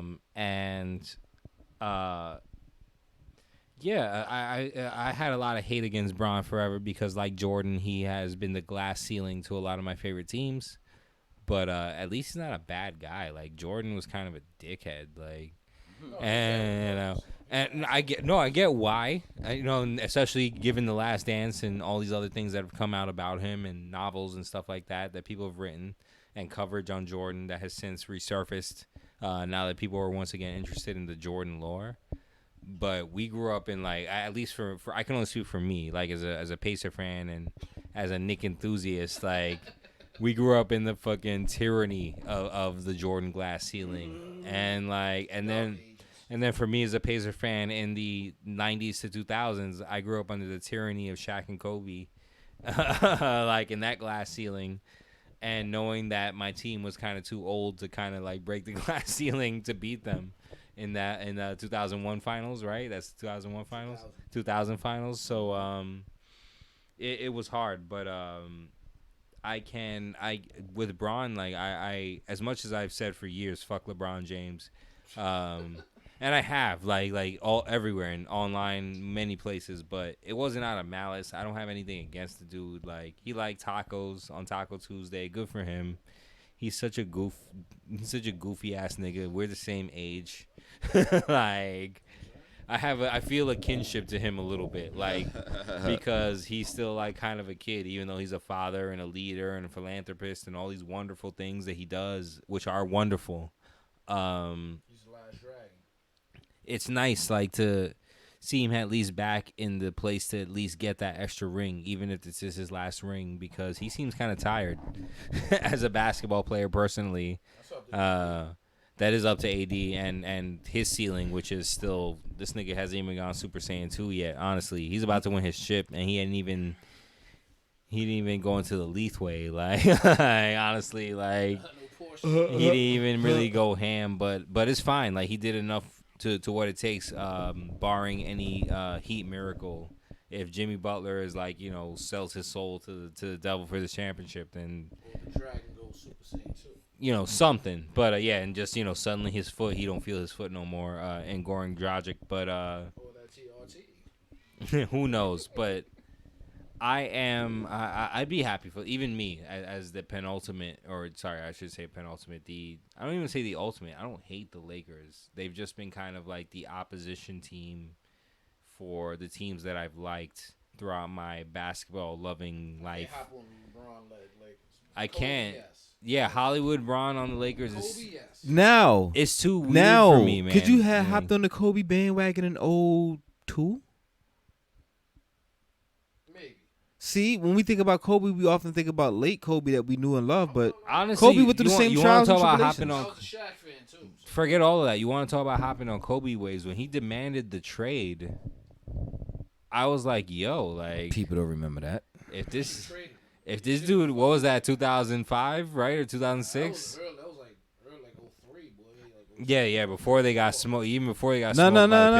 He came out. It was like 05, 06. It had to be 05 because it was like 05. Because 06 is when he was like balling because of the case. Yeah, because Shaq was gone already, and he didn't like how that team was looking, and he just wanted out of there.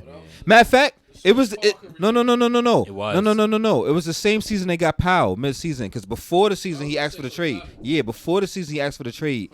Yeah. Then they was like, nah, fuck that, and they did everything they could, and they went and got Powell, and they went to the finals, lost. I was talking about a trade before they traded Shaq. I think Shaq. yeah, because he thought he was exactly. He think about. So that was 04. Yeah, that was there. He got quiet, then he bought it back. Yeah. That's when he made it public. Before he was just thinking because he knew that him and Shaq couldn't coexist. Yeah. That's when he went and asked them niggas for a trade. Like, nah. That's what I was like, all right, nah, we'll just get you power. We'll get you best power forward. Yeah. That's when he asked him. For his brother, who ended up being a top 5 center for a couple of seasons. But in hindsight, do you still make that trade? Yeah. Because with young Mark? Yeah, because Mark was developing and Kobe is where's LeBron at right now. That's like LeBron playing with Brandon Ingram. We don't got time to wait for that. You need a legitimate second option. Yeah, we need somebody. So yeah, he worked out, but right now that's what we needed. Do you have any other closing remarks? Not even Laker related, just Scrams related. I'm gonna just keep it Laker related. You want to shout out any media to the audience of like 20 that we got, like anything you want them to look at, anything like that. Talking about them mixtapes. Yeah, talking about them fire. I mean, I would, but I've been shucking and jiving. You know what I mean, I ain't going front. You know what I mean, shout out to the little ones though. You know what I mean, I've been trying to be daddy of the year. You know what I mean. I thought to myself the other day, it's been a while since I kicked the flow. You know what I mean, I ain't gonna front. I might fuck niggas head up when I get back to the spot now. Just turn on the Bluetooth mad loud and just start kicking some flows for the 1-2. But I mean, send me that SoundCloud, nigga, because then I could at least link something tangible. That's another thing. Look out to listening. me dropping some more shit on SoundCloud. I don't care if it's professional or not. I just ain't been doing that, and I've been feeling kind of motivated lately. I got a bunch of like don't step on the product, nigga. You're the man. Yeah, exactly. We're going to give it to you raw, baby. So just look out for that, man. Be Scrams. Blue Magic. Anything Laker related you want to impart on the youth who might be listening to you right now? Yeah, like even though I said Yeah, or the Patriots, because they need it more than the Lakers do right now. they do, but that's another discussion, like you said. So on the Lakers note though, I mean like I said, it kind of is like it sucks that I know universally my title is not going to be accepted like it should be, but I'm still happy, ecstatic, grateful to know that Laker Nation looks forward to bringing in championship number 17. Baby, it's been a decade. We've been sitting here. Who deserves the title more, AD or AD. Dwight Howard? AD. The White played too fucking much when he could have been that nigga. So AD. All right, AD so didn't have a choice in that. The White was bullshit. Y'all are just the interim champions. See, and that's exactly why I said I'ma enjoy it as much as I could. Listen, boy, listen. I could. We knew There's- that. We no, knew no, that but, type of hate was coming. Hold on, boy. We There's seen it. There's a light-skinned nigga with braids out in Oakland, a.k.a. San Francisco, who's been watching this, all right? There's another light-skinned bohemian nigga that's been watching this bullshit, son. And we understand. They'll have a few things to say. And we understand. You know what I'm saying? And next season, and bring their little ugly-ass friend, too. You know what I mean? Well, I didn't mention him. So. Yeah, but we know he comes with them. So bring his ass too. Bring his ass too, and we look forward to personally explaining them and showing them next season why we were the champions. Oh, this they season. baby, but you know what I mean, you remember what happened last time AD saw them, son. That's where I'll leave it. You can leave it like that, but I just say this. I think your swag is a little different when you got a ring on that thing. You know what I'm saying? You know what I mean? That's cool, but there's still two more on the other side. Yeah. I love it. The adversarial bullshit happened right at the end. Not while we drilling this nigga about talk to us about that Lakers shit. Right here at the end. Let the Lakers shit flow. I give respect to 17 chips. Still tied with Boston. So I need y'all to win one more than them. I mean, I ain't even going front. The way it's looking, either one of us could get one more before you know it. I would like to think the LeBron factor would swing the momentum our way, but hey. It's going to be at least 2 to 3 teams that get in between that. That's a fact. With all that said, I only have one more thing. This is the Liquid Snake.